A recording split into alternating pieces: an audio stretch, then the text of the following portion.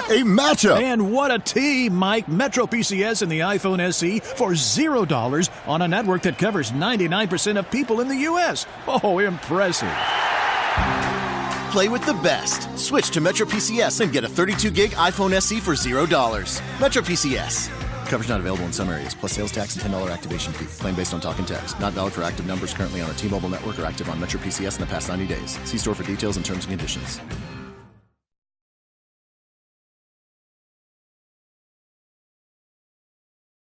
The views and opinions expressed by tonight's guests and topic of discussion do not necessarily represent the official policy or position of S4, its hosts, syndicated carriers, or anyone associated with this broadcast. Any rebroadcast or reproduction of this broadcast or podcast without express written consent of S4 is strictly prohibited. Listener discretion is advised.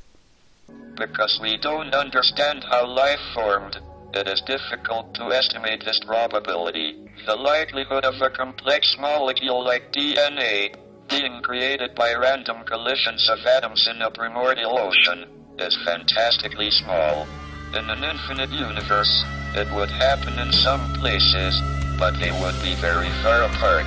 If we want to find advanced intelligent life, our best bet is to listen for radio signals.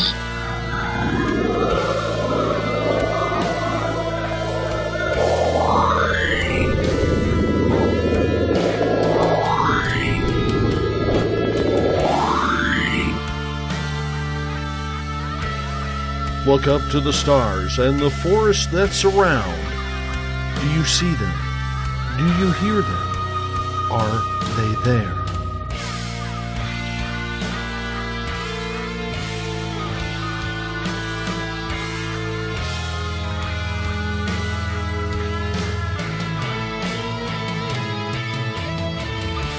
SpacedOutRadio.com presents S4 with Forest Moon Paranormal's Eric Cooper and friends. Also, take the time to join the Forest Moon Paranormal Facebook group. I knew I should have made a left turn in Albuquerque.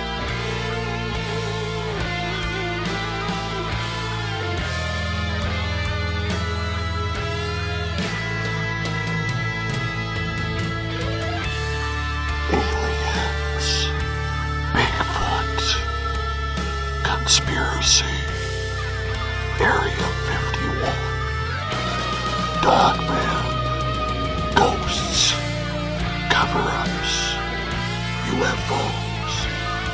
The hidden will reveal itself.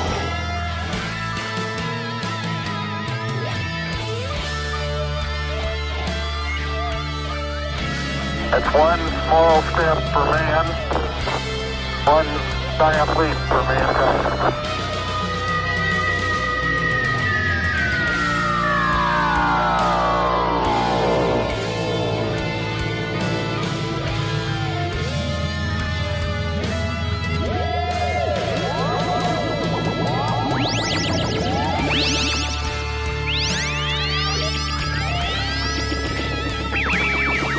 Buckle up, space travelers. It's time to go live on S4 with Eric Cooper.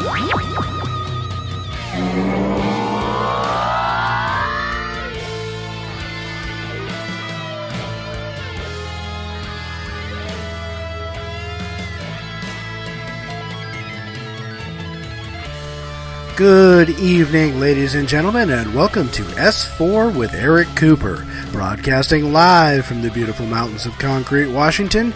Tonight we are having our monthly team show. Tonight on our panel we have Eric Markham, our FMP scientist, R. Keith Andrews, astrologist and alien specialist, Michael Hall of UFO I-Team, Donna Cunningham of the FMP Astral Team, Bonnie Smith of the FMP Astral Team, myself, Corey Reese, and your host, Forest Moon Paranormal Zone, Mr. Eric Cooper.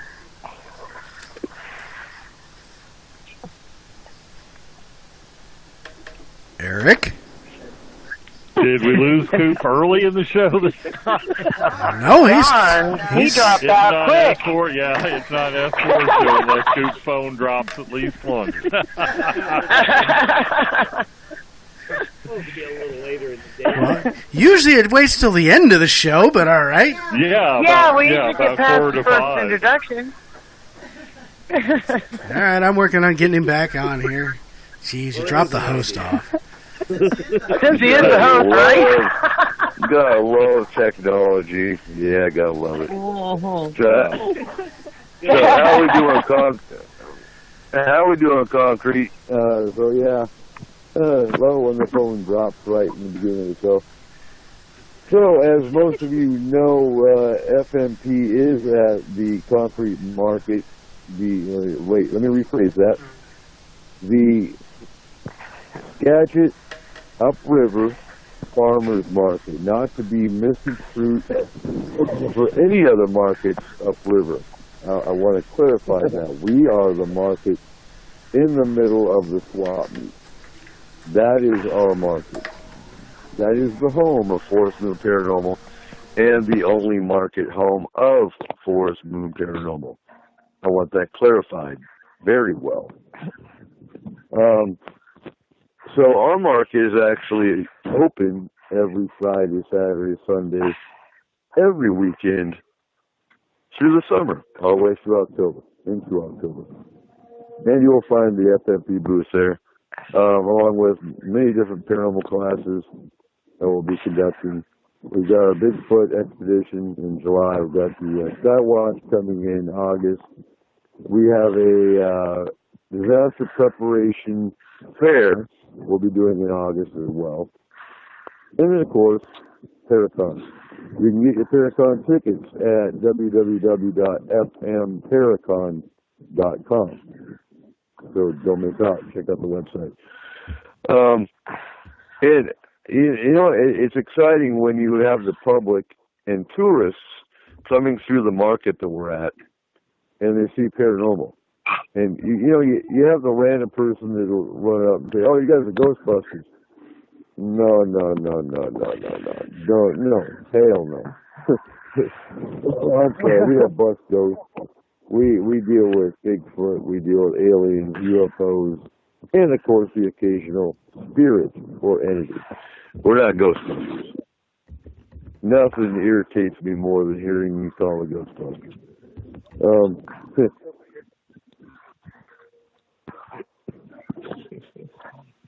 Oh, I love it. Ain't it great? First, I want to put a shout out to my sister here, Bonnie Smith. Today's her birthday. I want to say happy birthday to her. And happy birthday! Happy birthday! Now that you're 21, are you gonna go hit the bars? Hell no! I haven't even had a drink today. Excuse me. No, I haven't even had a drink of alcohol. I've been a good girl, sort of. Shame on you. I know. I need some partners in crime up here now. No, it's been a great day, though. Thank you, guys. Good. Then, tomorrow we're going hot tubbing up at Tyee after the market. Oh, yeah. For your birthday. Oh, really? Thank you so much. My favorite place. I love it up there. So, let's get this ball rolling. So, carrying on from last week, Skagit County, where our team is headquartered, has the most Bigfoot and the most UFO sightings in the state. Skagit County does. And we're going to actually kind of key in on that at the market, especially when we start doing events, when we start doing classes for the public, things of that nature. Because I think it's important that people understand that, whether you believe in the paranormal or not, the paranormal believes in you for sure. So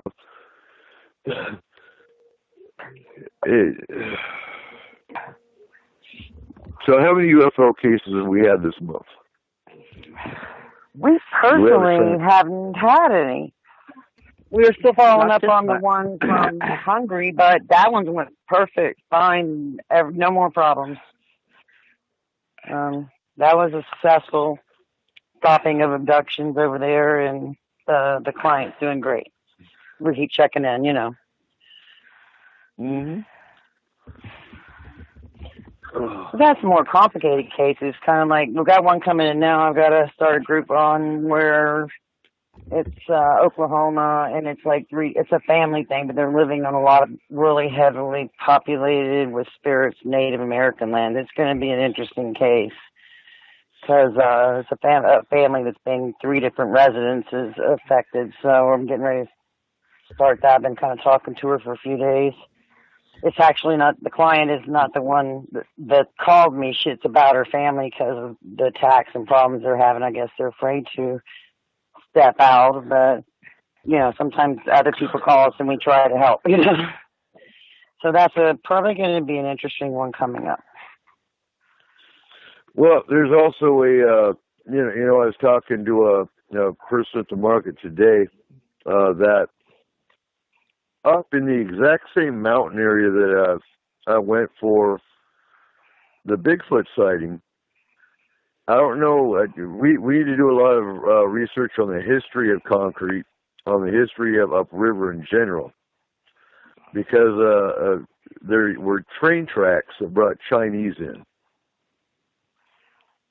And there's a place called the Government Bridge. It's Upper Finney. And there's a lot of spirit activity, a lot of anomalous paranormal activity that goes on in those woods. And that's as you're going up the mountain towards where all the Bigfoot activity is. So I think we need to key in on that area and do a mountain trip in that area. Probably sometime in the summer. We actually might want to do an asphalt trip that way, that area too, just to see what pops up astrally. Yeah, sounds good. Yep. So, talked to a guy today, as a matter of fact, too. When you guys first got to the booth today, as a matter of fact, he is of the belief that Bigfoot is Giganteus pithecus. What's your thought on that, Markham? Have there been skeletons of Bigfoot ever found, to your knowledge?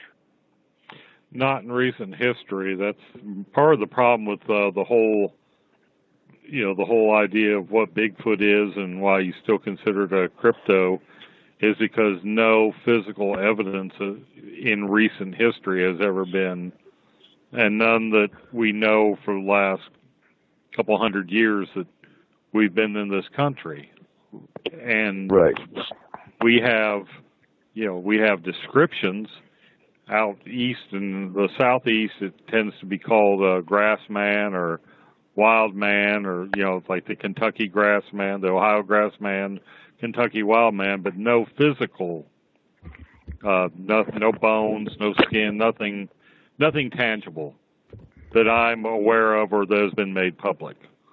Now, there might be some eccentric collector out there that's got one in the cage, but we don't know about it. And that was one of his points, is he was really disappointed that a lot of the evidence that's been found has been lost. It gets sent to labs and the evidence disappears. And I explained to him, well, we've got our own scientists. We have our own, he's got his own capabilities as far as labs go. Our stuff's not going to get lost. Mm-hmm. So he was excited. He was excited to hear about that.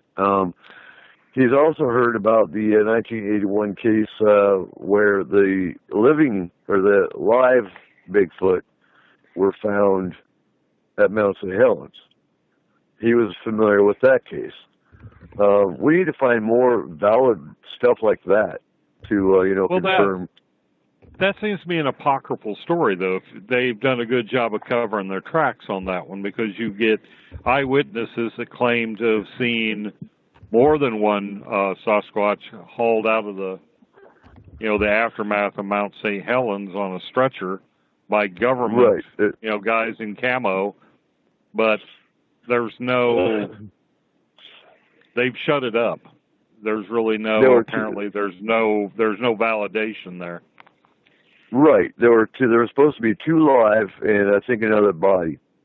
And they were taken to Fort Lewis, held there for a time, and then swept off to California to a facility. Based on the research I've done, that holds plausible. I know personally on Fort Lewis there's a lot of areas that you're not allowed to go. So a lot of areas that, on Lewis, that they could have been taken very easily. And then there's supposed to be a Bigfoot facility in California. I can't remember the exact location and all that for it. Well, like a primate research lab of some kind? Something, yeah. There's some kind of a government facility.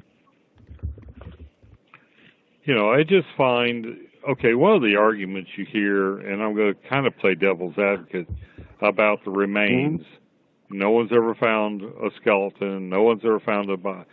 And they always say, and proponents will say, well, that's because, how often do you find a bear skull out in the woods? Yeah. How often do you find a deer skull? Right. I personally have a collection of, I lost them in a move, but I find remains of animals all the time. Now, putting my cryptozoology believer's cap back on, these things are obviously crafty enough to avoid detection. I think, and people probably sick of hearing me saying this, I think they have more of a shamanic background than they're given credit for. And they may very well either bury their dead, eat the dead, or they know some way of getting rid of their remains. Most species that live in an area or have, Neanderthals buried their dead. And there's a reason. If you stay in an area, you don't want to be kicking around and stepping through the oozing, rotting remains of your dead tribe mate. You bury them. You do there's some kind of funerary practice. They get rid of this nasty pile of, oozy stuff that was a body. So, we don't find bodies because I believe they're doing something. They have some kind of funerary rites, and they're disposing of the bodies in such a way that they're not leaving evidence. They're just not dropping dead out in the woods for us to kick over. Well, and going back to the shamanic or the supernatural principles of Bigfoot, I believe they can't be shot. You hear hunter stories of why he shot a Bigfoot. Oh, where's the body? I heard one story where the guy says he shot a Bigfoot. He went back the next day. There's no body. There's no blood. There's nothing. I don't think they can be shot based on the fact that I believe they can cloak. I believe they're shielded to where, they can't be killed by mundane reasons. Which is sort of a shamanic type of skill. They say the war chief Geronimo had a ceremony, and you look at all the raids Geronimo was part of, and he was never shot while he was, doing this ritual and leading his people into war. So, there might be some precedence there. Mm-hmm. That's what's so fun about this whole field of the supernatural and the paranormal. There's almost nothing you can't throw out there that, isn't plausible in some way, or that you can find another legend or another, apocryphal story that supports it or, references some point of view. So what do you think, Keith? Well, number one, can they be shot? The answer is yes. However, there are two things to take into consideration. You are right that they are far more attached to the shamanic ways than most people think. That said, the issue of being shot, certainly they can be hurt. The problem is that they can also heal at a staggering level. Okay, as far as not finding the bodies and that sort of thing, well, simply put, they, so far, they managed to take them with them, or quite literally bury them in such a way that you wouldn't notice it anyway. You take, for instance, a deadfall. Right? These guys are big enough to move that deadfall to put the body under it, where you're not going to see it. And you got to remember, they live in those woods. Trying to find them on home turf, they definitely have home turf advantage.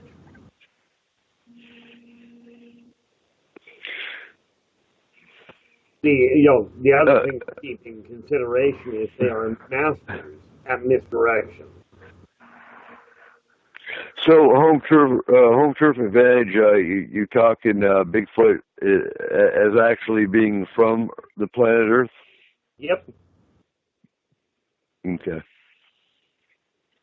They are dimensional. Gigantopithecus, actually, quite simply put, is what you're looking at.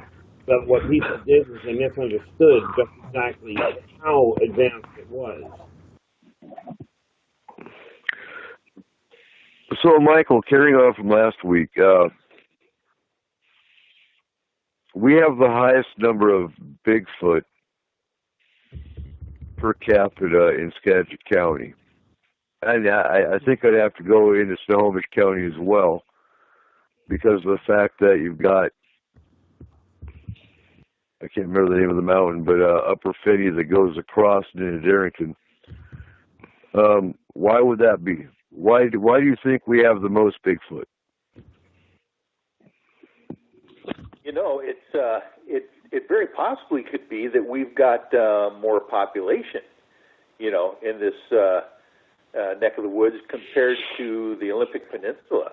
You know, we've got cities and communities in Skagit and Snohomish County that have a lot of folks in them, but they've had a lot of sighting reports as well. So, you know, who knows if there are more Bigfoot here in reality. Maybe there are just more people that see them, you know, in our counties that we're talking about.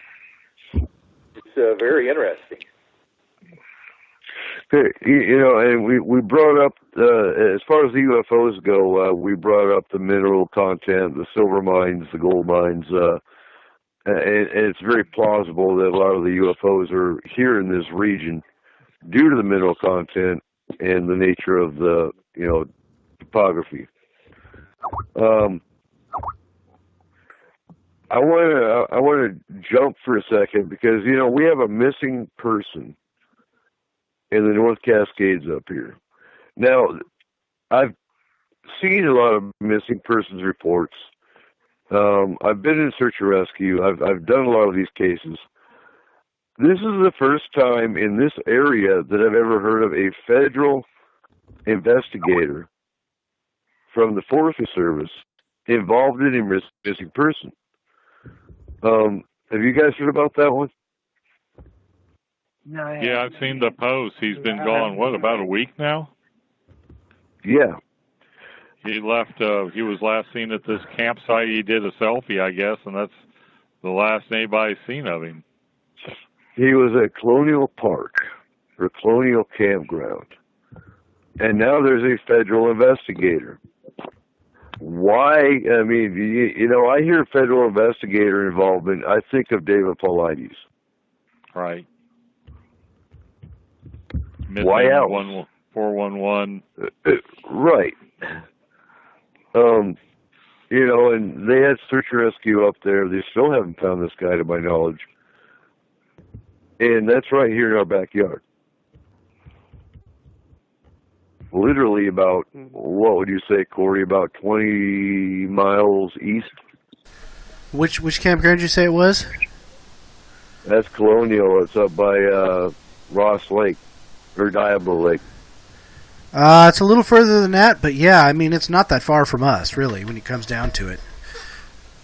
Mm-hmm. And, I mean, in the last 2 weeks, and there's nothing paranormal about it, because, we have tourists, it's summer, it's nice, all the hikers come up, we're going to have higher numbers of missing people. So and you had a late winter, or you had a late winter and a late spring, so there's also some pretty hungry bears wandering around out there. Do you think they've actually caught up yet as far as what they want, trying to eat, get their fat on for the winter? Because it seems like they wake up in the spring and it's their main goal to mate and gain weight to sleep through the next winter. And they're a little bit behind in that cycle right now. Well, yeah, and we had such a wet spring that the berries didn't come out like they normally do. That brings a good point, too.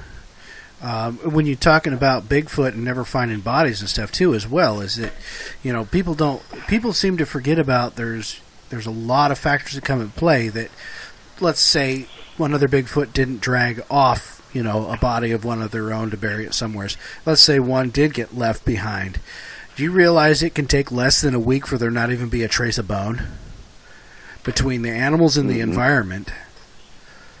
It's not going to take long. I think the actual count they usually run with is only 5 days. Well, I think also, to a point, I think that's almost, yes, that's valid. But that's also, if it's raining, there's if you take that statement and then you look at the parameters they set up, that's if all the parameters are going in the direction of the person giving the speech. It's got to be, it's got to be heavy rainfall. It's got to be in an area with a lot of mice, rodents to eat the bones and all this. It's really not that common for something to disappear completely in 5 days. Well, that's pretty much the conditions that we have here. I mean, you have all kinds of predators and carrion eaters, including eagles. We have plenty of rain. No kidding there. We have the moist environment. We have every perfect environment for just that. I mean, a deer, anything can fall down and be gone in 5 days out in the woods. But you also have the years. You also have the years that there's a drought. Very rare here. Very rare here. Well, we have a heavy wildfire season, which would be the equivalent of a drought. It's not like the drought you'd see in the Midwest with the Dust Bowl, and nothing like that. Our wells never dried up. Our creek out back does dry up. Every August, there's no water in the creek. That's about the equivalent of a drought. It doesn't last long. It lasts maybe a month. And that's when you got to watch, you don't mow your lawn because you might hit a rock and it'll start a fire. We have heavy wildfires in the mountains. But not like a drought you hear about.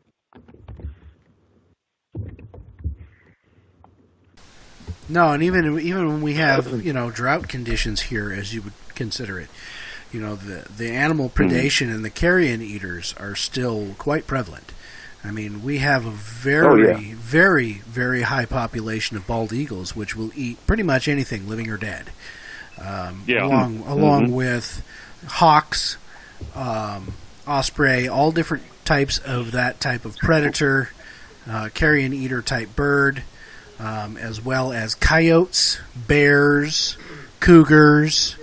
There is a ton of different types of animals that we have here that will very quickly eat up a dead body.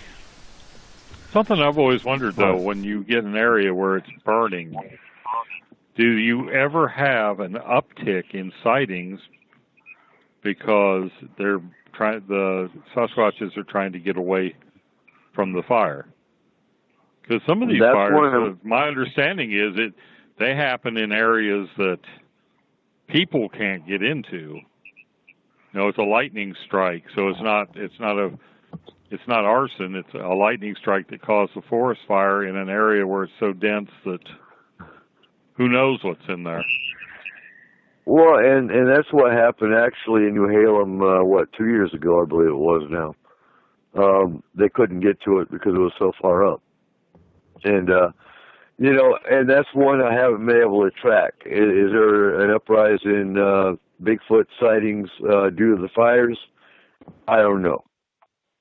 That one I'm not sure about. It wouldn't surprise me.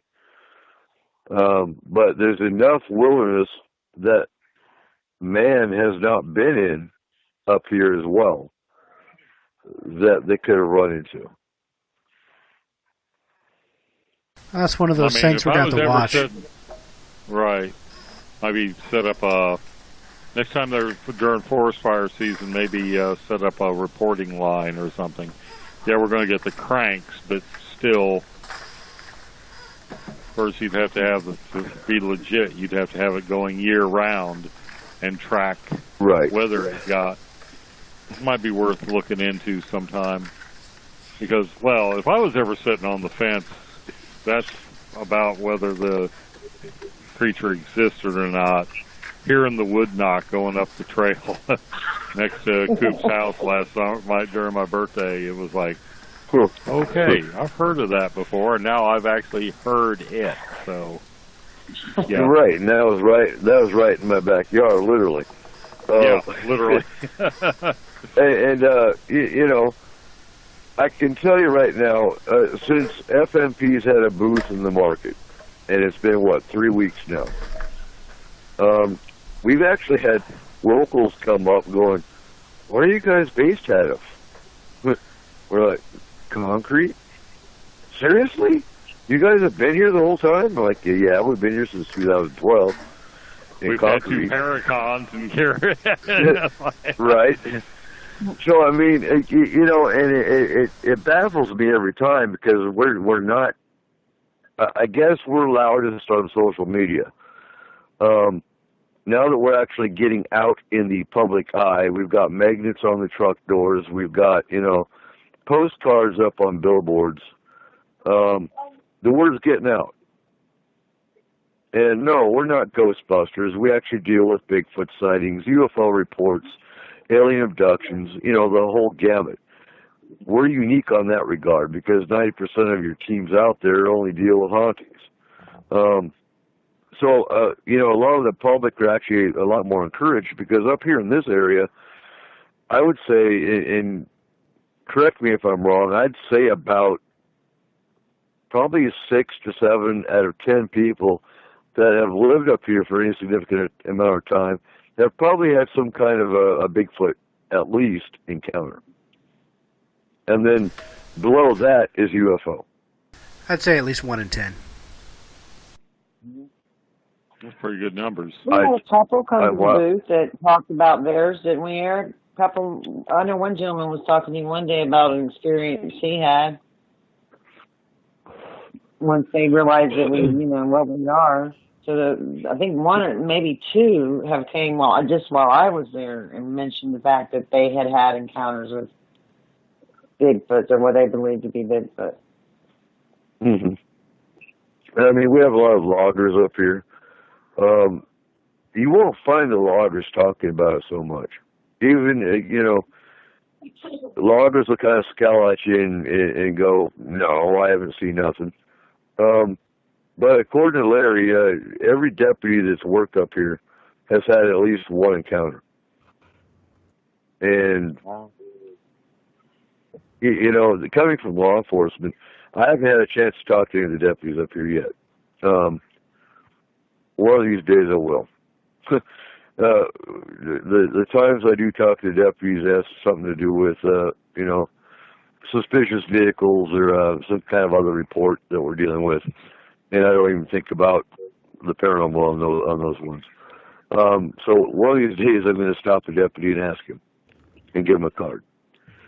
What do you think now the lumber? You would think that the lumberman would be like a prime, like Air Force, airplane pilots and UFOs. You would think the lumberjacks would be prime. Do you think it's a culture denial, or they just really aren't seeing any? Well, here's one of those. If you claim you saw one, they're going to tease you unmercifully for the rest of your life, type of thing. Here's my opinion on that. I think it's two things. I think Cooper's going to be on the same level here. One is going to be just that, you know you didn't see that, you're crazy kind of stuff. The other is that when you're up there doing the lumberjack thing, you're running saws, you're running big machinery. I got a feeling that Bigfoot's probably not going to get anywhere close to most of that stuff. Well, no, noise. Well, it gets me though. There's sometimes they go pack up logging roads or in logging areas, people that aren't in the trade, and that's where they find the footprints. So is maybe Sasquatch staying, out of view until after everybody goes home, or? Well, I can tell you, I can tell you with Steve's drone, it seems to be the noise from Steve's drone that does bring them out. Now, are lumberjacks, are the chainsaws too loud? The trucks moving around too loud? That's probably a good possibility. But whereas a little high-pitched whining noise of a drone is kind of unique. Well, that's probably new technology to them. They're wondering, what's that? Curiosity bringing them out.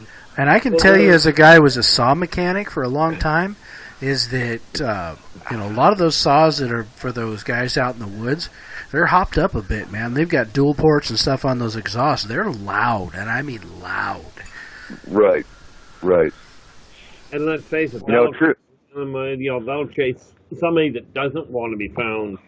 They will put that noise level to extreme advantage in getting out of sight while the person is tied up paying attention to the fuel. Tripp's got real quick. Tripp's got a question about missing people. How many people go missing looking for forest fence, 2 mil hidden treasure somewhere in the mountains north of Santa Fe? I don't know. Anyone else have a good answer for that one? Well, my thought is that anybody who decides to go packing for some hidden treasure anywhere, unless they're very good outdoorsmen that's very well prepared, is taking the risk of going missing. Because you're going to be going off into places that aren't marked, that aren't trails. So the possibility is pretty high with anything like that. Well, and I believe he's talking Santa Fe, New Mexico. So you're talking a completely different terrain. You're talking desert. You're talking rocky terrain, rattlesnakes, whatnot. So if they're missing up there, yeah. And if they're looking for treasure, I do think there was a fairly popular case of one missing that actually hit the press. Not sure if they ever found that one or whatnot. That was a few years back, though.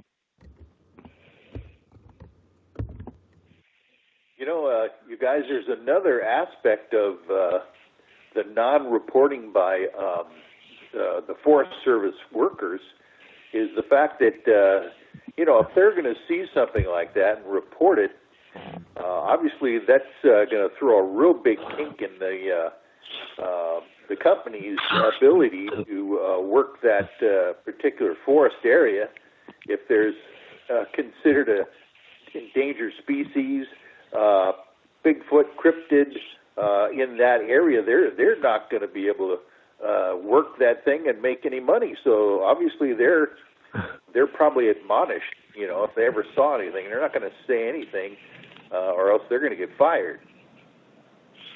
You know that, but that goes along with, you know, you're talking Forestry Service. That's the same people that are turning a blind eye to missing people. Yes, but let's not forget, and it's a crossover between cryptids and the UFO. But take a look at what happened when Travis Walton came forward and said, "Look, this is what happened." Look at the fiasco he ended up with, and that undoubtedly with those people does have some bearing on whether or not they're going to come forth.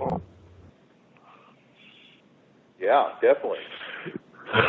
Yeah, because his story completely changed from these aliens abducted me, which I believe is probably partially due to media and Let's Make a Movie. To, you know, last year, 2 years ago, he came out with the truth that they accidentally killed him when he, you know, ran underneath the tractor beam, and they brought him up, resuscitated him, brought him back to life, and returned him. Yeah. Doesn't sound, one, it doesn't sound so glamorous when he says it that way, and two, oh my gosh, it makes the aliens look good. We just can't have that, can we? Well, that's just it. Like, I was talking to him. Like, I met Travis myself a few years back, and had a conversation with him regarding that. And apparently, there was one heck of an argument to start with when they went to do Fire in the Sky in the first place, because what he knew it wasn't accurate at that point, but he didn't have any kind of control over it. Right. You know, and he's actually created his new documentary on his own now, or at least he's had help creating a new one, which is much better. It's just basically the story. Yeah, it's his bio, and oh God, I can't remember his last name. I'm friends with the director of the new movie. In fact, he was supposed to be on S4 a while back, but he couldn't make it due to the time zone difference. We'll try to get him back on the show eventually, so we can actually talk about the bio and Travis Walton's story.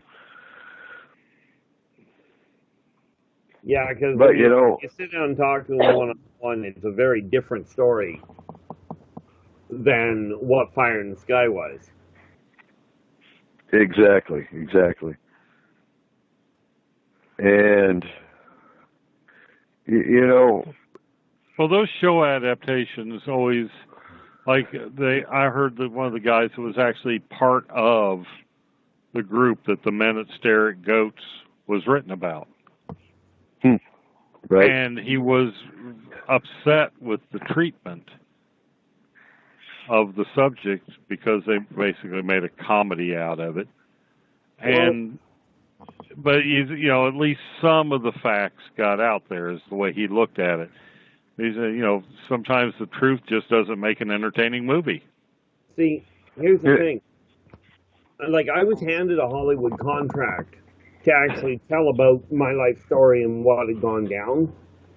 And when you took a look at the contract, I told them what they could do with it, because they wanted to be able to change it, fabricate it, and they literally put in their contract that they wanted to be able to breach the contract and have me be able to do nothing about it. You know, they're looking for ideas, but when it comes to telling the truth, especially in the UFO and the cryptid side of things, they certainly don't seem to be that interested in the actual truth so much as a neat storyline to get people's attention. Well, that was one of the things Peter Jackson said about adapting Lord of the Rings. He says there's things that read well, and that if somebody's narrating to you, storytelling to you, sound good, but they don't translate to an entertaining film. No. And I like Joe's comment in the chat room. You know, he says, I don't think Travis Walton was lying about the motivations of the aliens when it first happened. I think he was just traumatized, and that's a very good point. You know, it takes a while when you go through that kind of a trauma for your mind to collect itself and then look at what really happened. And then deductive reasoning and whatnot. Oh, well, they really didn't intend to harm me. In fact, I'm better now because I'm actually alive now. But I was dead, yeah. but I'm feeling better. I got over it. Right, exactly. I can relate to that. If they really wanted him dead, they would have just left him in the woods. Well, this is why I keep trying to tell people that Greys are not nasty people. A little bit insensitive on occasion, but they're scientists. Yeah, we can be no that way. None taken. Well, us humans have a tendency to do that ourselves in our own science community towards the other little animals that we like to torture so much. Exactly. Yeah. But no, my phone is hating me tonight. Well, the funny thing is when you're trying to find something that has home turf advantage, go ahead and try and find it. I mean, you take a look at some of the military people you guys know, and for that matter, some of the ones I know. They can vanish into the woods and nobody sees them, especially if they know the area.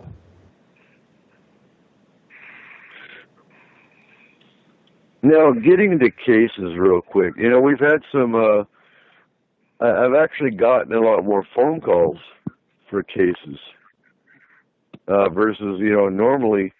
And since we're doing a team show, I keep getting asked how we handle cases. I want to address that real quick. I addressed it in the group, but not everybody here is in the group. So let's go over how a case is handled. And let's see, I'm seeing how much time I've got here for a second before we go to the break. You got time. Go for it. Yep. So when we get a case, either one of the team members gets a case, they address it to me for triage, and so I'm in about 60 different groups, whether they're pagan or they're paranormal. And oftentimes, either a moderator or an admin of another group will see someone that needs help. They'll tag me in it. I'll address it, or I'll get a phone call, I'll get an email. Either way, triage is the first step. What is triage? Triage means I'm going to look at that case and assess whether it's urgent, because oftentimes we get more than one case at a time. And if it's got a child or a pregnant woman, then it goes to the top tier. Also, what I assess for, is it alien or is it a spirit? Is it a haunting case? And what location is. If it's within our range, then we will go boots on ground along with astral. If it's in another locale, then I'll see what kind of teams we have in that area so they can go boots on ground. And we'll go astral.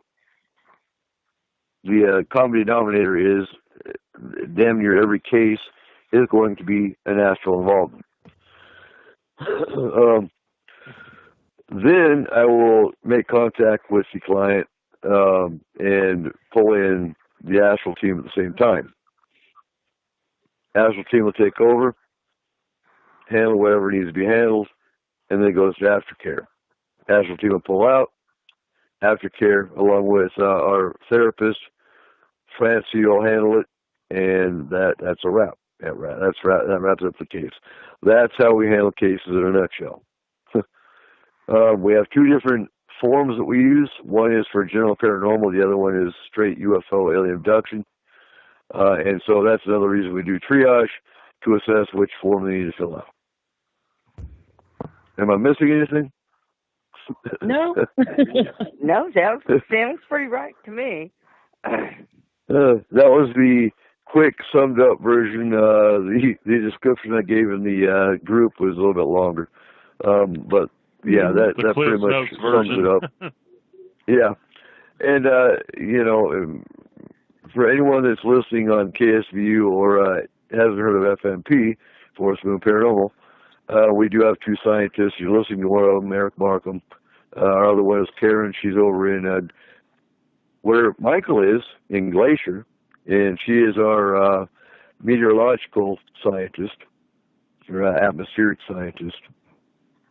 I believe is she part of UFO I-Team as well, Michael?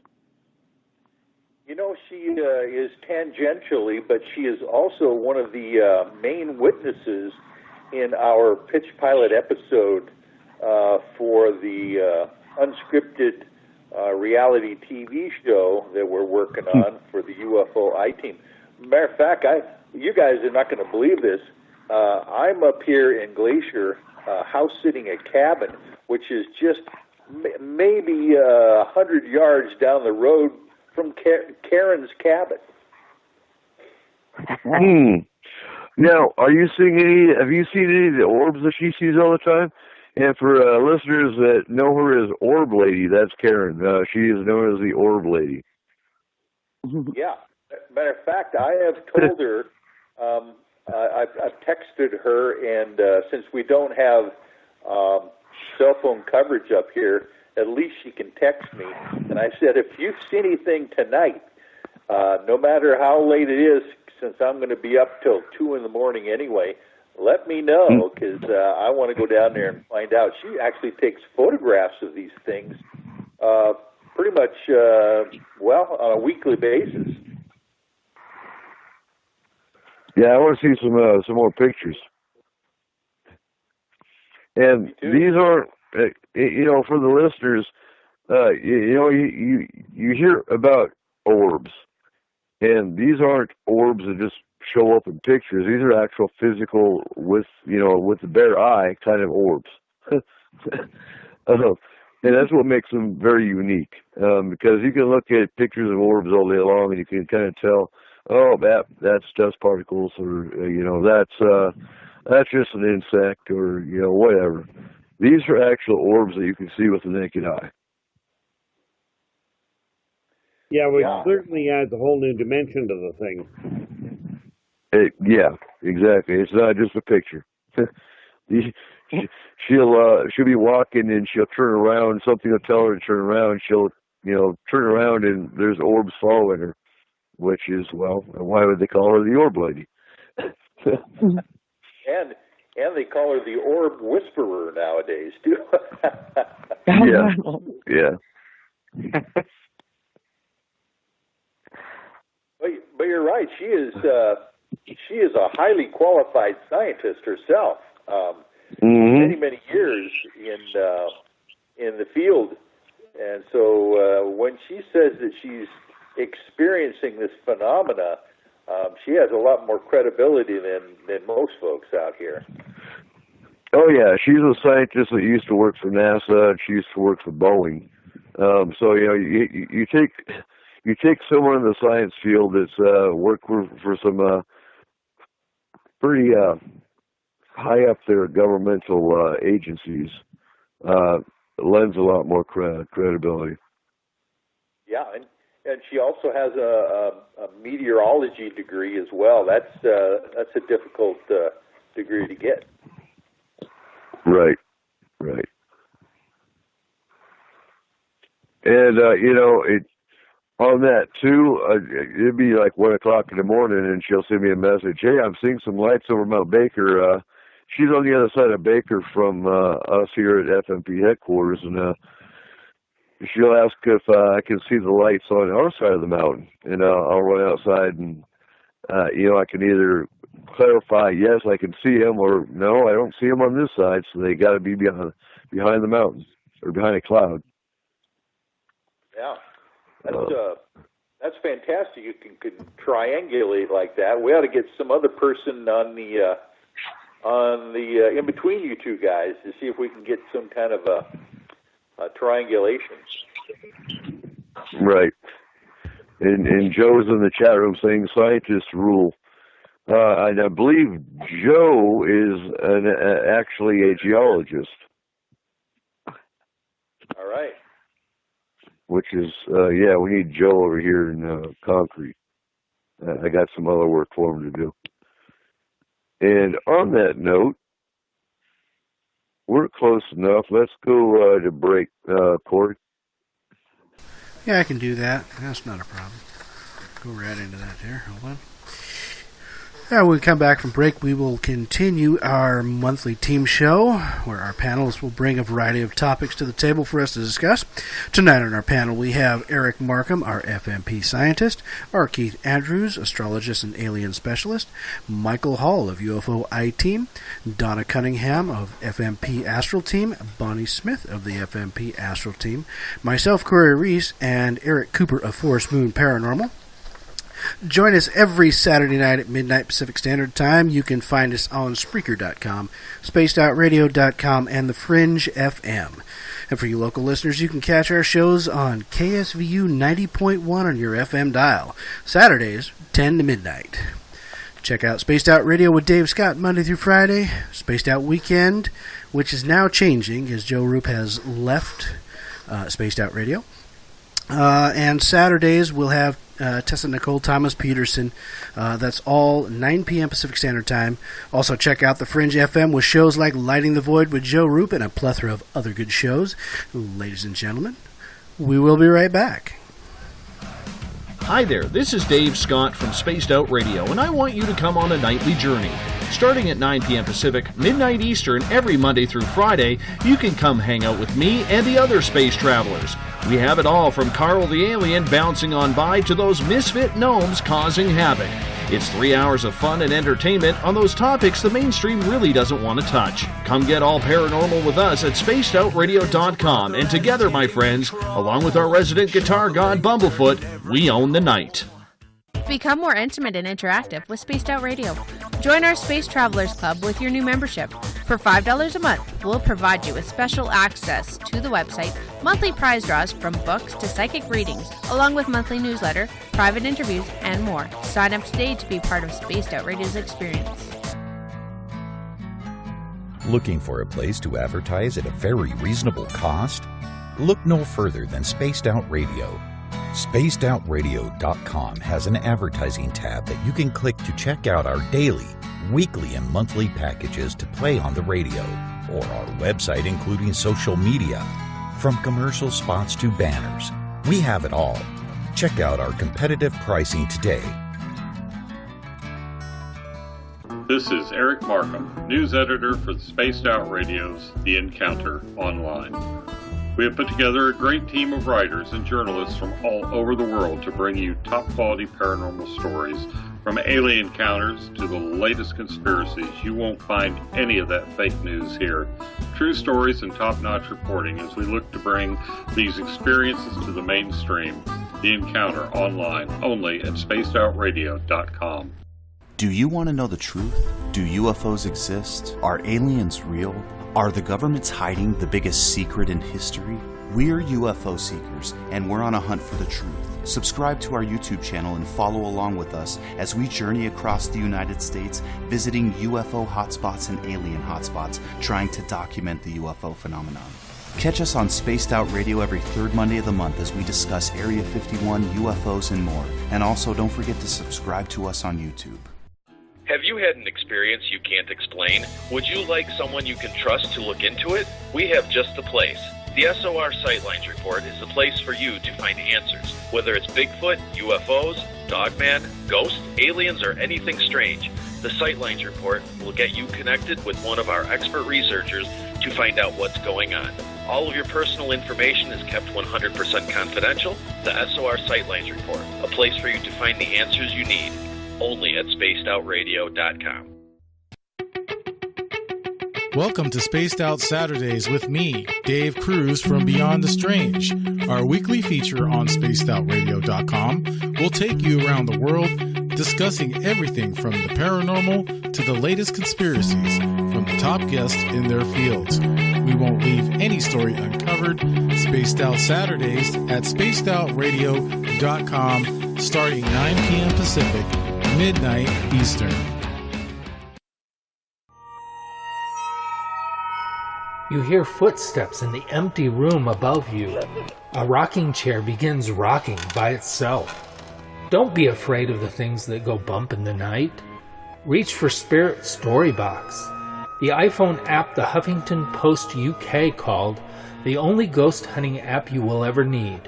Spirit Storybox. The spirits are telling their stories. Are you listening? It's Cosmic Sundays with me, Elizabeth Anglin, in Cosmic Passport. Let me take you down a 3-hour spiritual journey where we will get into everything from ET contact to Psychic Sundays. It's a journey of listening and learning together with some of the best professionals in their fields. You can tune in to Cosmic Passport at spacedoutradio.com every Sunday, starting at 9 p.m. Pacific, midnight Eastern.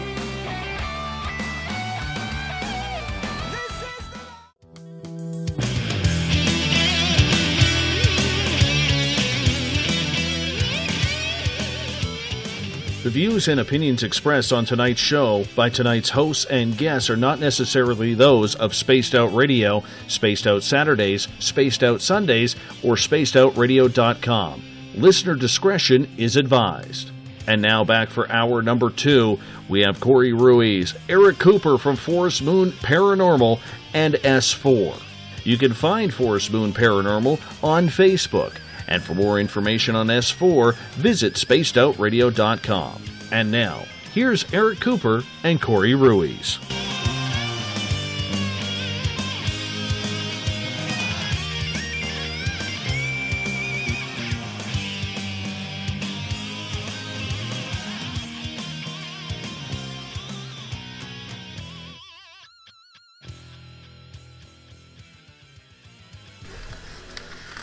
All right, welcome back, ladies and gentlemen.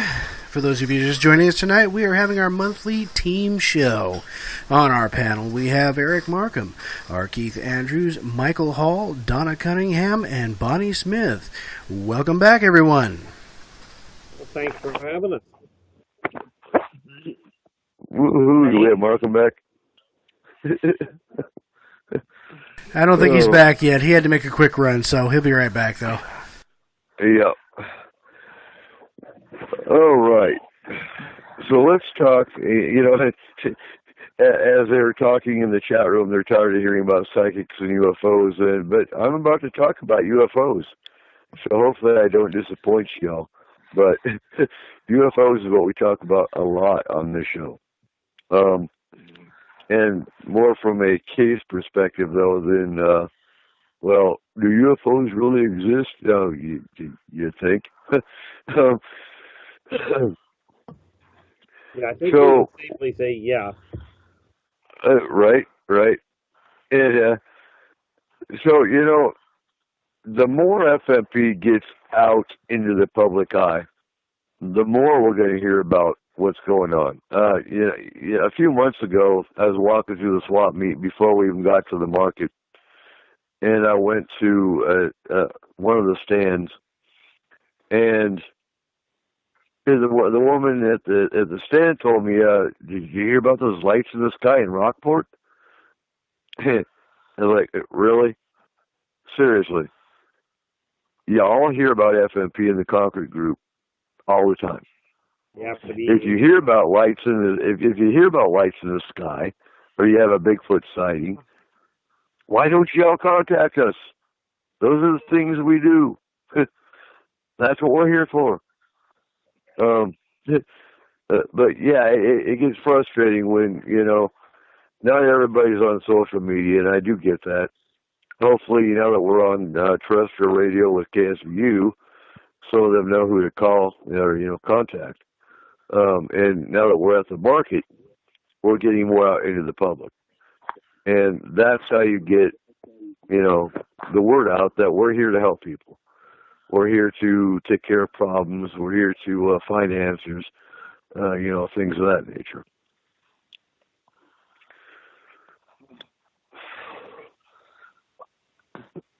Yeah, which is very, very much the issue that you have to look at in a sense. But, I don't know, the ones that don't listen to radio and then the ones that aren't on social media, how do you reach the other ones? Well, that's going to be an ongoing issue because it still has to rely on word of mouth. It is, and I agree with that. And I think that's kind of helping in some areas up here. I'm also finding more groups that are local, as far as Facebook, social media goes, that I'm able to reach out, different audiences, such as Brits List for Whatcom County, Brits List for Skagit County. Unfortunately, one of the big news Facebook pages I'm blocked on. And that's one of the, one of the bigger ones, but because I'm blocked, I can't get any kind of information out.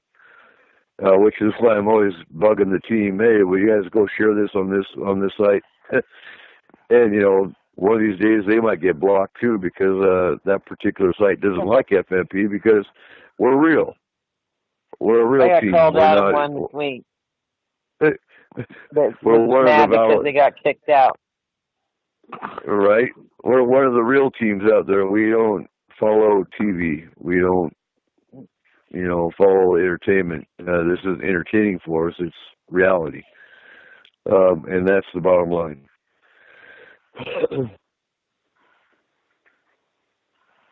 And I'm following along in the chat room here. I think Roop is in the chat room, it looks like. All right. Go. And hold on a sec here. So what we need to do, too, is reach out to some of the tribes.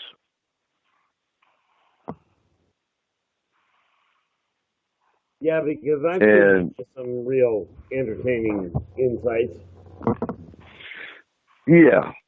And, hearing some of the legends and lore of the tribes in this area would answer a lot of the questions as to what's going on in the mountains. Yes, very much the case. And I know up here we've got the Sauk-Sioux tribe, we've got the upriver, the Skagit upriver tribe. Called the Upper Skagit tribe. Sure. Yeah, there you go. There you go. The tribe that would be entertaining to talk to would be the one right around the New Mexico, the Roswell site, because the elders there have hidden information they haven't talked about, at least not extensively. Mm-hmm. And funny that Keith should bring that up because I have just a little bit inside information regarding Matt Moneymaker's new television series that's coming out. It's about the indigenous people across the country and their stories of giants and Bigfoot. I have just heard that that's going to be his new focus, and he is going to go around to the various indigenous First Americans and talk to them about these stories. That should be an interesting show. Yeah, no. Well, we were going to have a Native American show actually, and our guest had medical issues and couldn't come on the show, so we had to do a fallback show. We'll have to get him back on the show though. Great.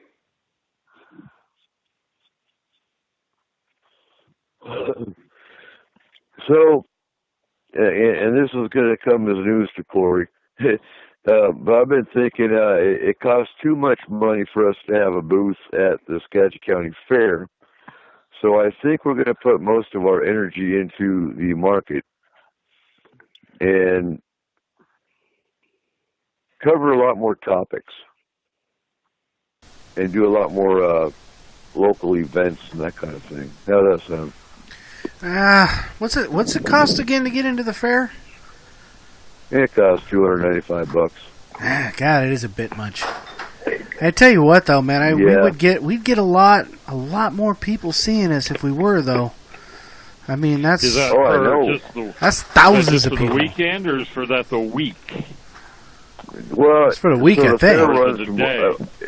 It goes from a Wednesday to a Sunday. It's $295 for that whole. Yeah, it's 4 days.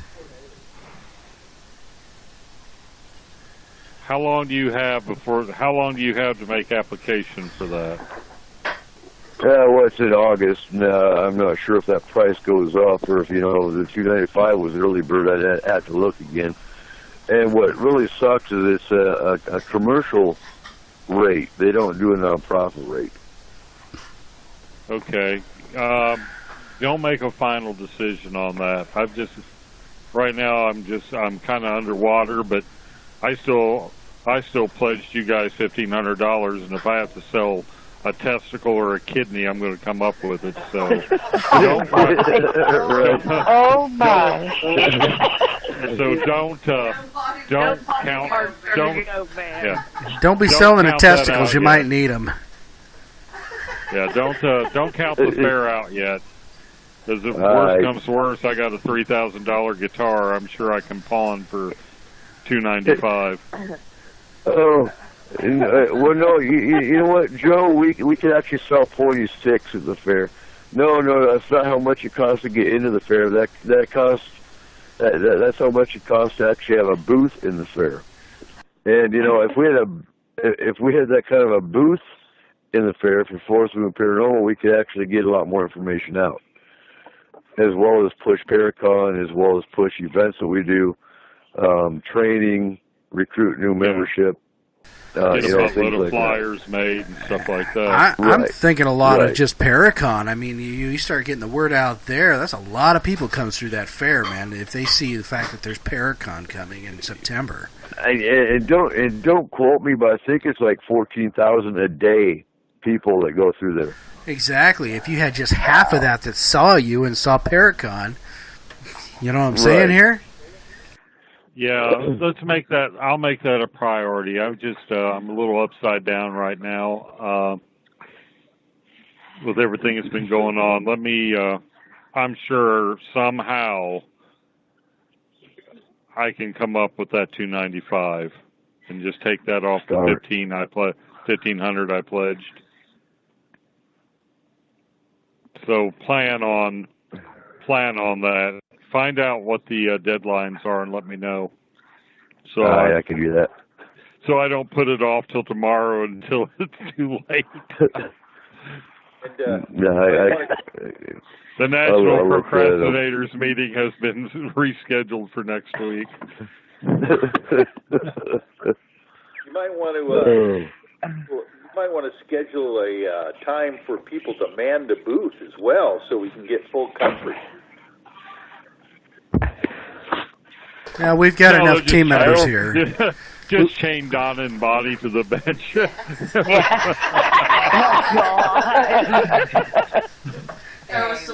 team players. People go to it.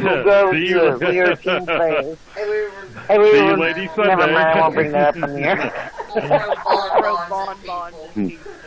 Yeah.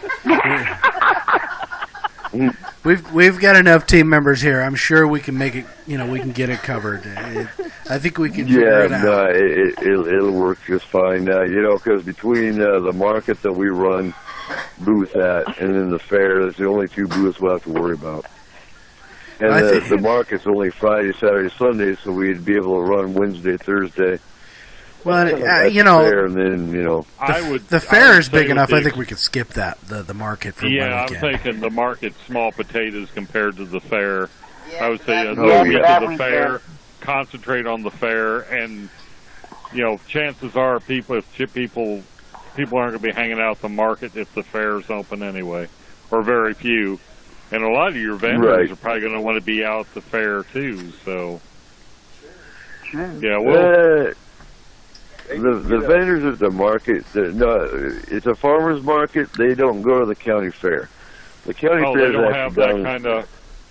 No, they don't have like a produce or. Oh, okay. not really. You know, you have the Grange county fairs. Right, but the old county fairs here, you have the Grange where it's a pretty display. It's not produce for sale. It's look at how big my pumpkins got, you know, kind of thing. Right. Well, we had that, but it seemed like maybe I've just got a false memory, but it seemed like there were off to the peripheral. There were like, you know, the guys that had truck farms would bring in produce to sell. You know, a farmer's market attached to the fair. So, which I'm no, nothing like that. They don't.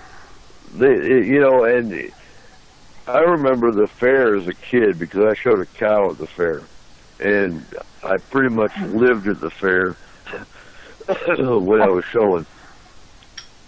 So now it's pretty much all commercial. There's not even, you know, being in 4-H, there's not even as many 4-H groups as there used to be. So even the agricultural side of the fair has gone down.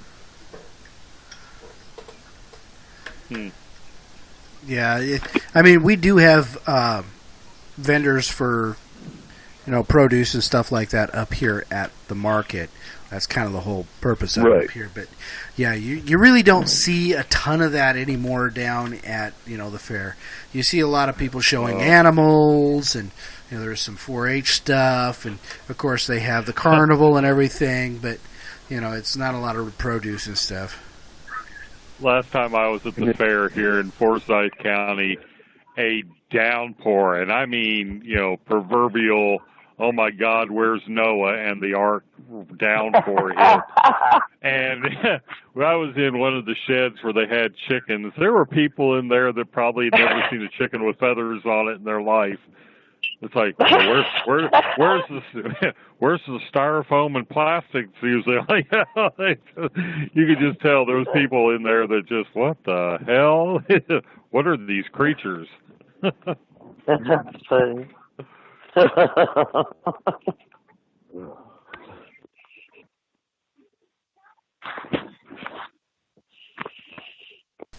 Yeah, I think that definitely we should we need to figure out one way or another. I think we need to get to that fair because I think that's going to be a lot of promotion for us. I mean, that's going to be public eye right there. Tons of people. You know, we're going to get a lot more people that are at the fair than you will have that come up here that are more into the paranormal. You know, when they see that there's a Paracon and some of the other things that we got going on, we're much more likely to get people that are going to want to come to that stuff. You know, that spot right there. You know, let's say we planned a Skywatch, public Skywatch or something for next year. Let's say at the fair before that happens. Like this year would be a good time to promote that because then people are going to see that and want to go to something like that. There's going to be a ton of people for something like that. And that's what's funny too is here's the thing though, when you plan those kind of events, is the insurance that comes with them. Because we could do a Skywatch, and if we have to get insurance for a Skywatch, it's a lot less than if you do say a Bigfoot walk. Because insurance companies look at that and they go, well, someone's going to trip, someone's going to get lost, someone's going to get hurt. So you pay a whole heck of a lot more money for, say, a Bigfoot walk than you do a Skywatch. Wow. So there's a lot more fundraising we got to do events if we're going to do them as fundraisers because you wind up putting more money out than it's worth it as a fundraiser. We've I got to talk to you later, Coop, because we've got some ideas brewing over here on our end for some stuff to possibly do things a little cheaper to make a little more money on fundraiser stuff. So, we got to chat. We'll have a business meeting here next week. Get some things ironed out.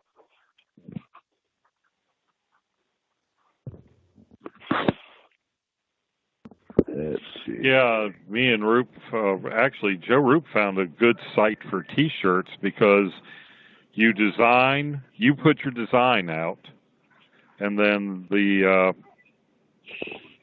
customer comes to your storefront, and they can choose traditional tee, baseball tee, hoodie, zipped hoodie. The garments they stock the garments already and put your design on it per order. Mm-hmm. So that's where anybody that's seen our post in Facebook with the new Lighting the Void T-shirts, that's where we set it up. And Vistaprint actually is doing a 33% sale right now, so we're actually going to be buying some T-shirts to sell at the market. So we will have FMP T-shirts for sale versus using Booster. Because the thing about Booster that sucks is you have to have a minimum order before they'll print and ship. If you don't make the minimum order, then they won't print them, and anyone that bought them gets refunded and they don't get a shirt. Yeah, there's got to be a better way. That just sounds like crap. Right. So we need to find. We looked up, some of the cost of what it would take to get some of the stuff to do it ourselves. Presses. Screen printer? Yeah. Well, no. But we can get a heat press. For $2.50. And then you can get rolls of the printing stuff. You print it off in the printer, and then you just press them on. You can do cups, hats, shirts. Transfer? Yeah. I mean, those ones I just sent you, mark them via PM. We did those. Yes. I printed those off on my printer, and we ironed them on. Okay, that's pretty cool. What's your how many can you get off of? Is it a special cartridge in your printer or no? Just a regular ink. Oh wow! And I think, let me see here. What was it? I calculated it out, because we were looking around doing a little researching for probably about $5 to $7 a shirt.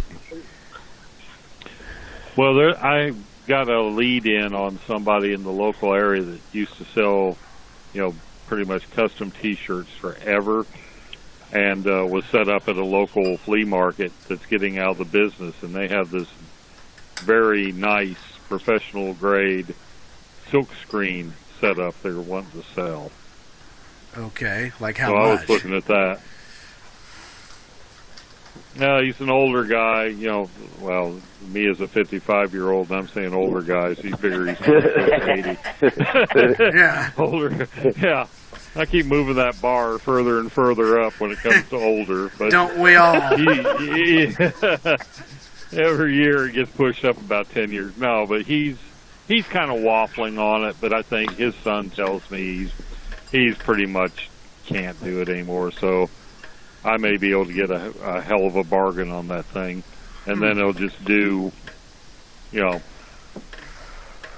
we can. It'll pay for itself in no time. Yeah. Yes, it would.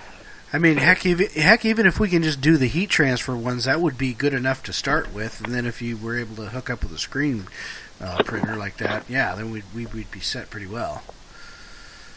But yeah, it's somebody's given me a point that you buy T-shirts hoping they sell, and they don't. I'm getting from pretty good source that might not be the way to go. Yeah, well, you look at that one like I just sent you with just the alien on the front of the shirt. Tell me that isn't going to sell.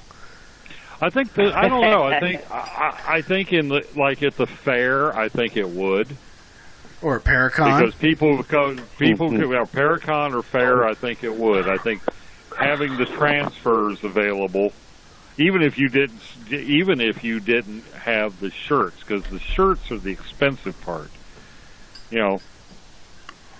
And like I said, with TeePublic, you get the drop ship option no upfront cost to the vendor. But I'm not sure what the profit margin is, what it's going to be. But like at Paracon, have the designs available. You know, it's like then you say you've got a minimum of money tied up in stock as far as the transfers go. The person goes to Walmart and buys their own, cheap shirt. Yeah. That might be Yeah, that's an option too. But also, I figured just looking at what I found, you're talking about a 50% markup. I mean, that's a pretty standard profit margin on anymore for anything. So I think it would work out pretty well, because I think that's an even better profit margin for us when we're doing our fundraising than they do through the one that they've got going with the hoodies and stuff. So.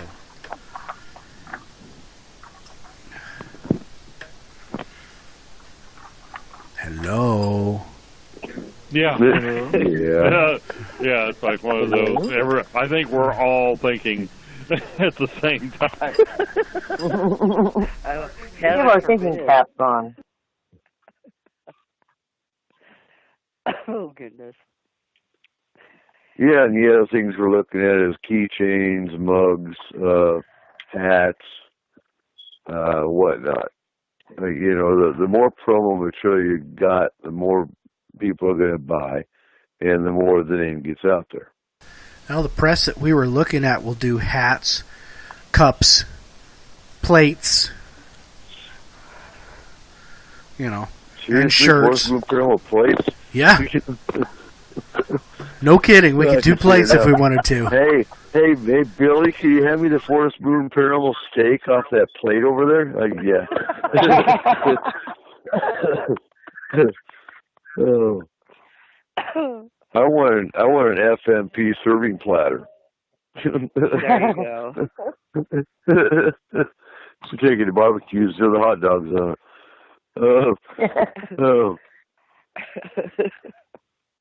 Another thing to think about too are those inexpensive compasses that could be also used as a paranormal tool. I mean, I use a compass just to double check if there's any trace effects of UFOs and those kinds of things.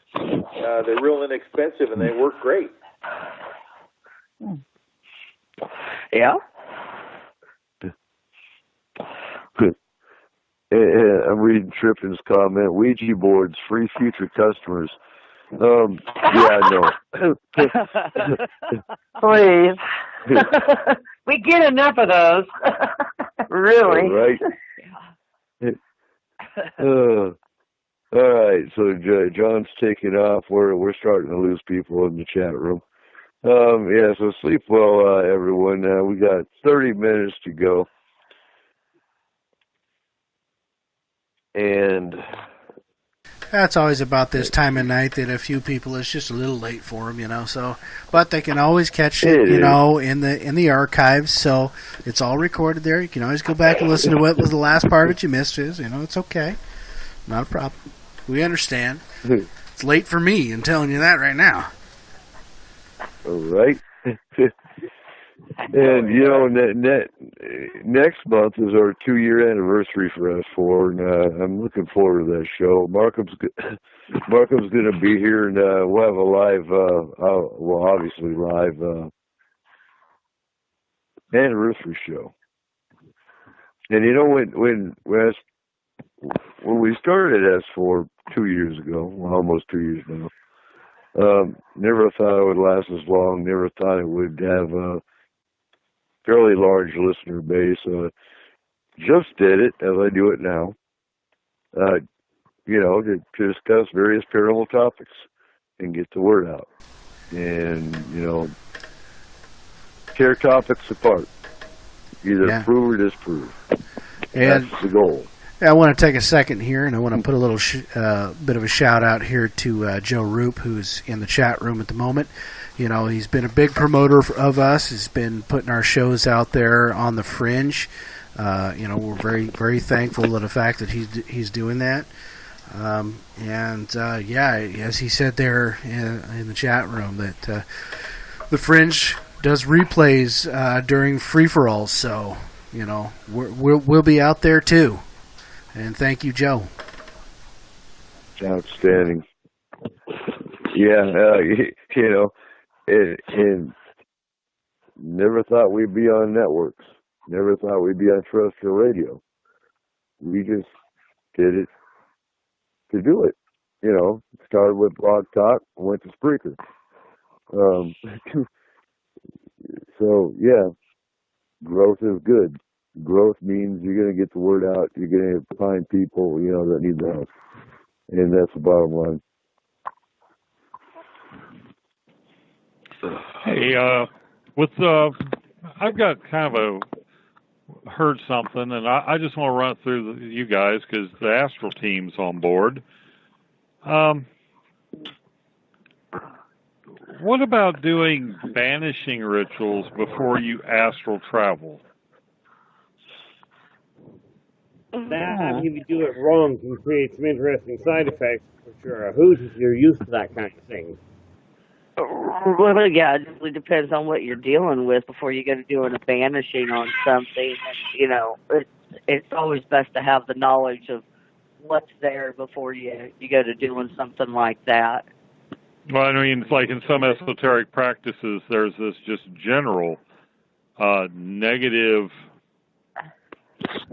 this general, negative energy banishment ritual. Like for protection? Yeah. I do stuff like that. It's not called, I wouldn't call it banishing, but I have a lot of things on me where, because we get attacked and a lot of things can happen to reversals and different things, always set in place. Right. We're so I don't have to do it. I don't have to do it before every case because it's always there. Right. Don't let it down that much.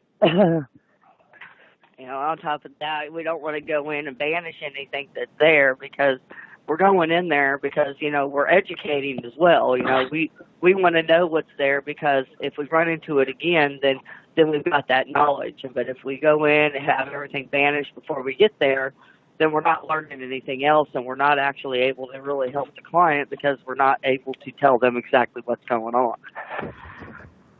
Okay. I had heard it on another show, and I was just curious as your approach. It seems there's as many approaches to this as there are teams doing it, and you hear different techniques. I guess it's focus. I mean, with FMP being a crisis group, they're wanting to identify the menace and get rid of it, where somebody else may just be wanting to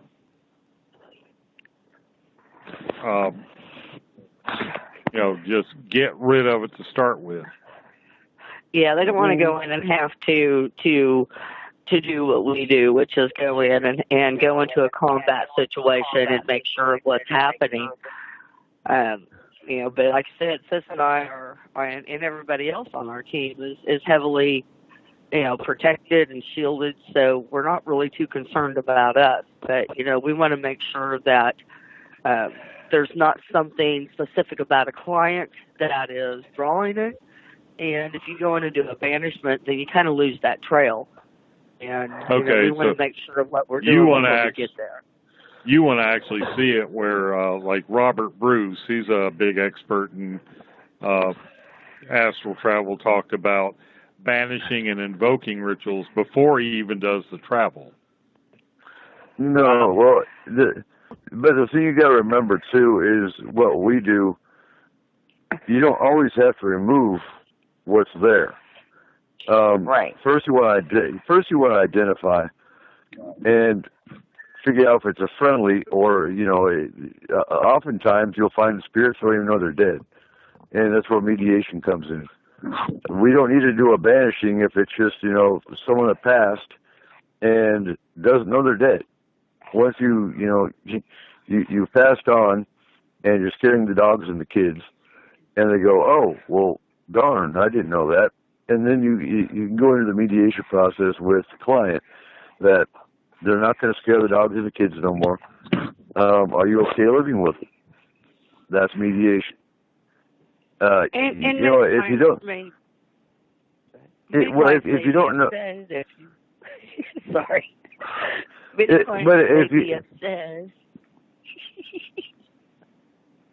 go ahead. Go ahead. Many clients may be upset if you go in there and you banish grandma that has just happened, and they don't want that to happen. You know, exactly. They're there to protect them and to be there for them. So you don't really want that to happen. No, and that's why you know, if you don't know, and I'm not talking negative about other astrolers. Don't get me wrong, but why are you going to banish what you don't know what it is? If you don't know what the intention of the spirit or the entity is, why are you going to banish them before you even travel? Well, some of the banishing rituals are directly related. You know, the banishing ritual is against negative energy only. So I'm thinking these people that run this ritual, you know, do the banishing ritual prior to the astral travel, it's to get all the negative out of their life, get all the negative out of the environment that they're going into. They're not really, they're more broad, they're probably more broad spectrum. You know, Robert Bruce may be more thinking in a broad spectrum, get, you know, like a snow plow as opposed to a garden trowel type approach. The only problem is that sometimes other stuff can get caught up in that as well. You know, and the other thing to think about, too, and I'm not going to say anything about Mr. Bruce because he's probably just fine, but there are a lot of people out there that go on shows that are basically talking a lot of hot air out the side of their mouth. They have no idea what the heck they're talking about. And you can usually pinpoint them out pretty quickly because they say a lot of stuff that just is way not even close. And so... Asinine. Yeah, exactly, asinine. So, I mean... You've got a couple of realms of thought here. You've got some people who just do it a different way, and maybe that's not the best way, but hey, that's what works for them. Okay, fine. Definitely not the way that we do it. And then secondly is you've got the other people out there that are just talking crap and don't know a darn thing about what they're talking about. Then usually you can spot those people pretty quickly. But you know that's the two realms of thought out there. And on the subject of invocation, go ahead, sis. A lot of it is the perception. If something touches a client and they're unprepared and unknowing of how to handle that thing, automatically they think it's something negative. But like I said, it may not be. It may be a past relative or something like that, just simply trying to make contact. And they're not trying to be negative. They're just trying to get their attention because it scares the client. They think it's negative. And that's part of the reason we have the questionnaire is to get more detail. Once you get more detail that, you know, they were stroking my hair, but I thought they were pushing me or I thought they were scratching me. You know, you start getting more details about the experience they're going through, and you start, you know, you help them realize that actually it's your grandma. What else was going on at the same time? And, you know, there you go. But, you know, instead of banishing, what we do is shield. You can go in cloaked. You go in shielded. That's also why we have certain protocols that we do before they even go to the client's house, such as touching base with either headquarters here or one of our other team leads. Because what we're finding, too, is some entities and spirits can detect the team coming in before they get there, and they hide. Yeah. Yeah. So we're kind of switching up the way we do things to try to either test it or, you know, figure out how they're being detected. Well, and now we got two local spots for Astral to be able to that's heavily shielded to make a stop in and out of, and that's headquarters at your place, and Team Detachment 1 at ours. Right. Now on the invocations I do use, they're very powerful. So most of our things, I don't use them for alien cases. It's usually something we need to call in a whole lot of power for. You can invoke many different things, to help you in certain instances. But I don't use them that often, but when I do use them, they're very powerful and usually successful. But it's not something that I have to pull out of my bag of tricks, But we have.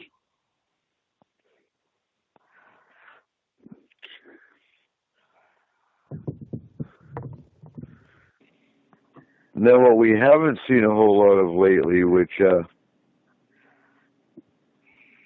makes me wonder, either we need to get the word out more, is we haven't dealt with a whole lot of abductees of late. Do you have any input on that, Keith?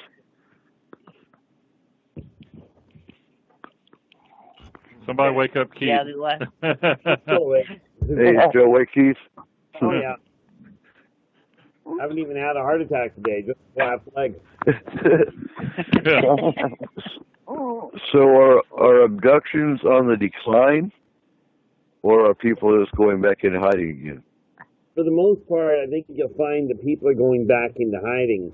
It's funny because I got a piece of information I woke up just yesterday with one massive imperative on a chunk of information. And I got told point blank, people don't know what life and death are. And they need to wake up to it. Which is, I'm sitting there going, I'm pretty certain people figured out part of at least of what death is. I know they don't know how to live anymore. But, I'm sort of listening to this, and it's like, okay, so what do you want me to do with that one? Because the human race, the abductions are still happening. You'll find a lot more. Now, part of it, and I'm not the astronomer here, so I can't tell you this one. I do know that every time Mars gets at its closest point, that the abductions increase by 3. And I don't mean by just 3 abductions. The amplification is 3 times what it normally is. Shorter trip? Exactly. That is precisely the issue. But I think you'll find that people are...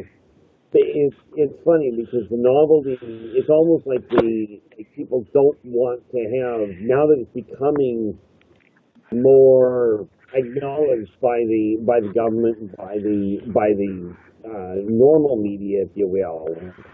It's almost like people are going back into this dark ages thing of, I don't want to be known for that.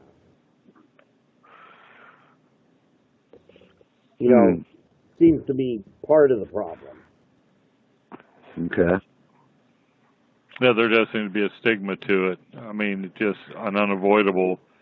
And you would think, with the more accepting attitude in society now, people would be coming out as abductees to try and grab some of that, that crowd approval. Well, yeah, I mean, I know for me, when Dad on his deathbed turned around and told me that all of them are real, that acknowledgement makes all the difference in the world. And I do encourage people to come forth when they do have a situation to get some sort of validation. Because I'll tell you, it really does take the weight off the shoulders as to whether or not you're completely losing your mind. Of course, in my case, I may have anyway, but still made me feel better. Yeah, just because you're abducted doesn't mean you're not crazy or in a crap house rat. Yeah.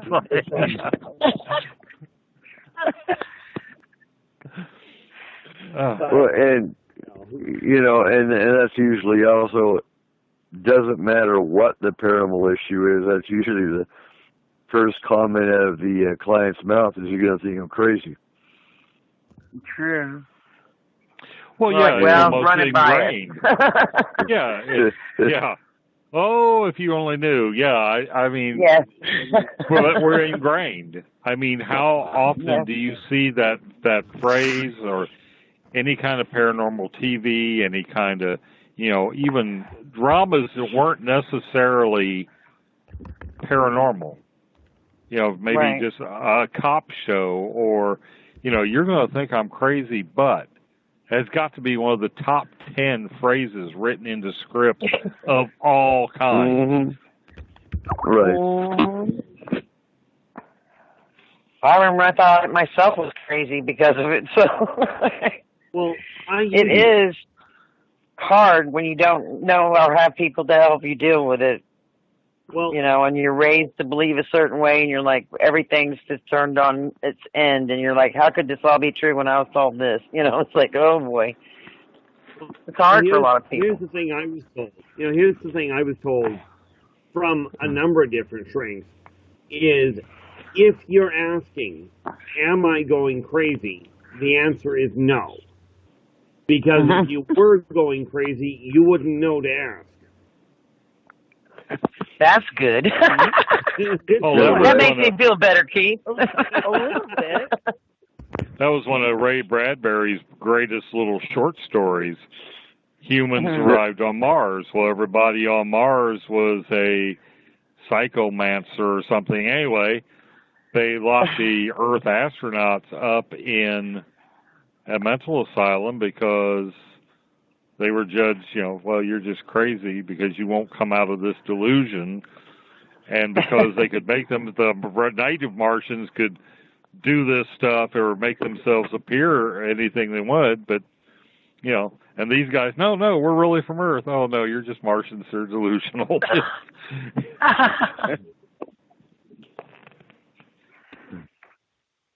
the hard part, of course, is that people don't realize why, they don't realize the damage that people in this field have caused.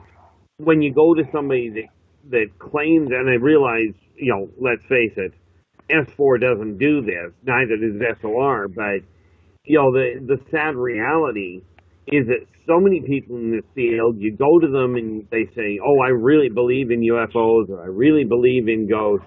The moment you tell them that you think you may have had an interaction or an altercation with them, they go, you're completely off your nut. Which does tend to drive people back into hiding. Yeah, it's all right to talk about theoretically, but when you actually say, I can talk about what a ghost is, or what I think a ghost is, and talk about some physics and first law of thermodynamics, and all this kind of crap. But the minute, and people follow along, the minute I said, I've had a ghost speak into my ear, then it's like, yeah, okay. I'm immediately put in I cross that line into crazy town. One thing, the theory's okay. The practicum is a bummer, Well, and getting on, but getting on that, you had, for a while there, they're the ones that I had sex with the ghost, and really, we're all these slutty things when I was a kid, right? Oh boy, you have no idea. That's a whole nother show. That's it might not be rated well on this. we're not going to touch that one. No, also a PG show, yeah. No, but I've seen there was I think it was that long ago on Facebook, some woman that claims to be married to the ghost of a 17th century pirate. And another girl that says, she'll never have sex with a man again because she's having spirit sex with, and it's just like, okay. Damn. I'll put it this way. I wouldn't touch that. I wouldn't touch that with somebody else's 10-foot pole. All right. No. Well, I'm thinking of parasitic, parasitic spirit forms and vampire More like forms. incubuses and succubuses. Well, I'm not altogether sure, though. From some of the study I've done, I'm not altogether sure that everything that's been lumped into the succubus, incubus, everything's been lumped in that category is necessarily what we think it is. I think it all got put under there. Some of it was just, it's natural biology for at a certain age for these things to happen, these dreams to happen.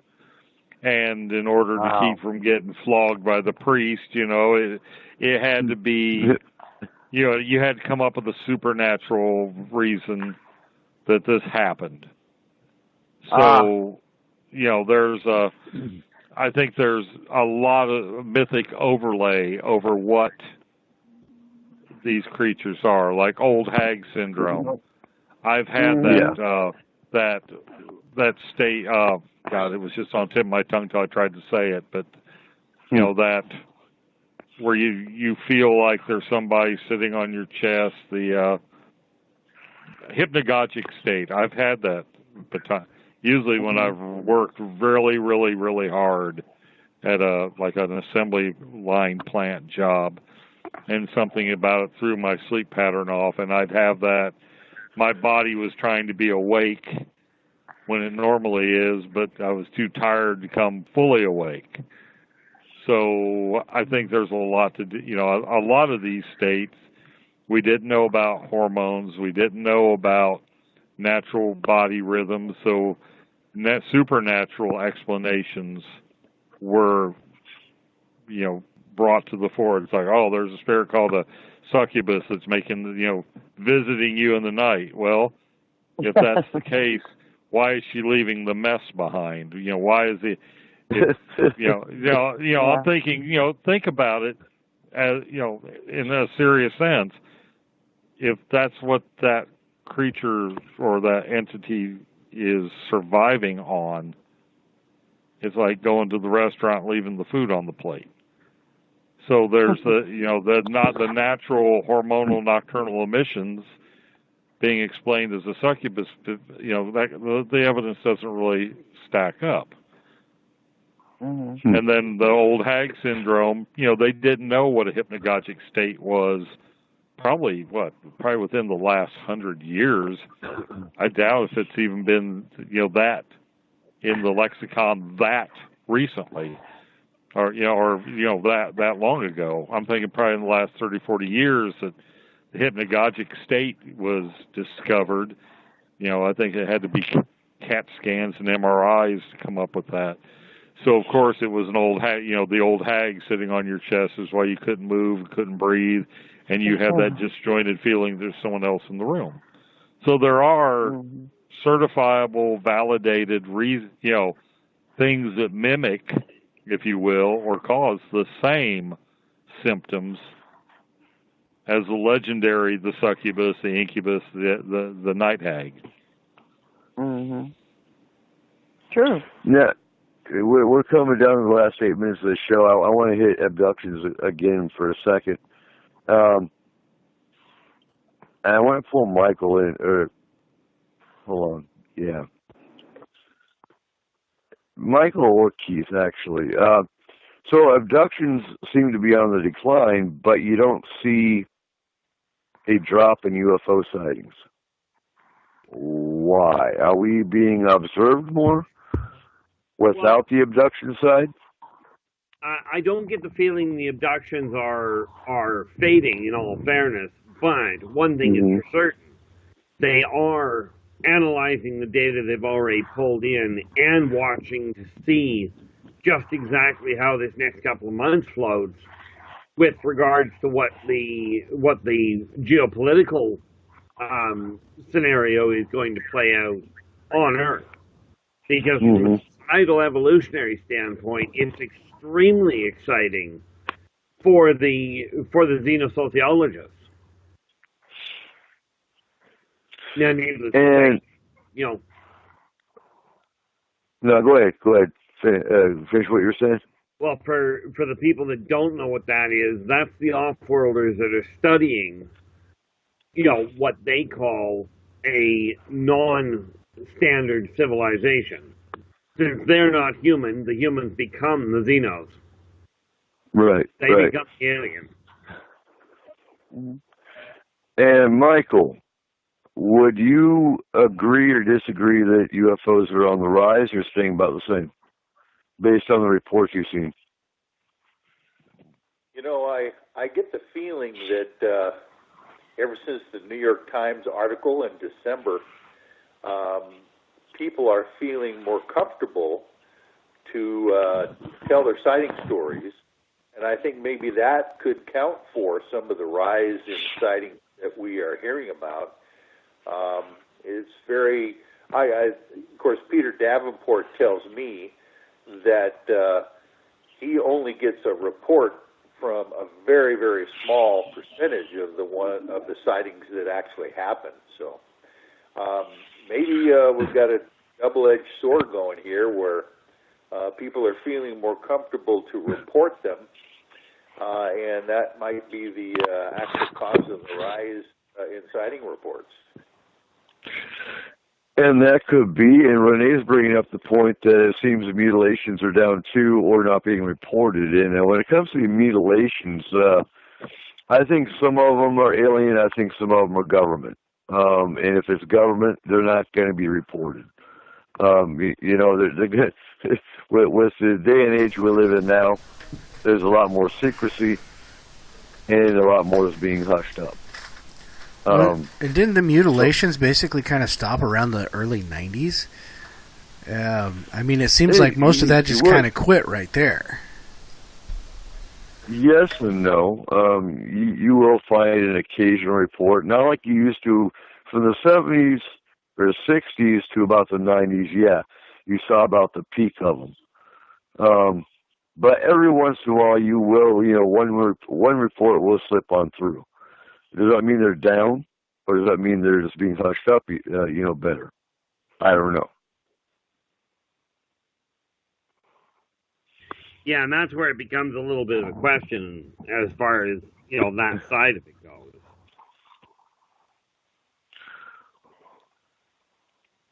You know, the neat part about it is that so many people want, when we're talking about reporting them, it's still an issue, even in today's world, even with the enhanced, shall we say, acceptance of it. The people going through it are still fighting the same internal battles. Mm-hmm. Right. You know, and quite frankly, many of them, the other problem with them reporting it with becoming more accepted is, okay, you know, somebody says, I think I was abducted. Oh, you're just trying to get on the newest bandwagon. Right. Right. Or the next book written, the next movie filmed, whatnot. Yeah. Okay, Cooper, let's see about getting everybody's contact info, and let's start wrapping this puppy up. We're right there. All right. So, Keith, where can we find your information? Easiest place is YouTube under R. Keith Andrews, or if you want to drop me a direct line at Inner Voice Enterprises at yahoo.ca. Those are the easiest ways to find me. All right. And Michael, where can we find UFOI Team and your new show? Yeah, the UFOI Team, of course, is on Facebook. You can see our archived Skywatches and reports there. And the webpage is www.ufoiteam.com. And you can always watch me now on Sunday nights on nightdreamstalkradio.com as well from 7 to 8 p.m. I've got my own radio show going now everything paranormal. So I'm going to be asking each one of you guys to come on my show. Excellent. Fantastic. All right. Can't wait on that. It is normal. You can always find Forest Moon Paranormal on Facebook. Just look for Forest Moon Paranormal, or go to www.forestmoonparanormal.spruce.com. And you can now find the Paracon website at www.fmparacon.com. And finally, Markham, where can we find the Fringe? You're part owner.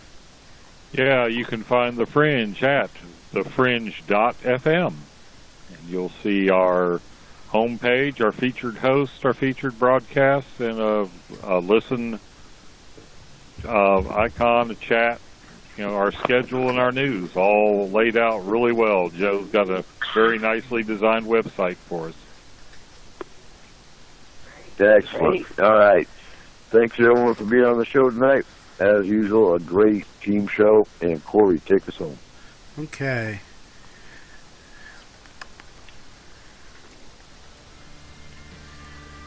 I would like to thank our panel tonight, Eric Markham, our FMP scientist, R. Keith Andrews, astrologist and alien specialist, Michael Hall of UFO I-Team, Donna Cunningham of FMP Astral Team, and Bonnie Smith of our FMP Astral Team. Join us next Saturday at midnight Pacific Standard Time as we talk alien experiencer stories. You can find us on Spreaker.com, SpacedOutRadio.com, and The Fringe FM. And for local listeners, KSVU 90.1. I would like to thank our listeners, because without you, there is no S4. Good night, and remember, keep your eyes to the skies.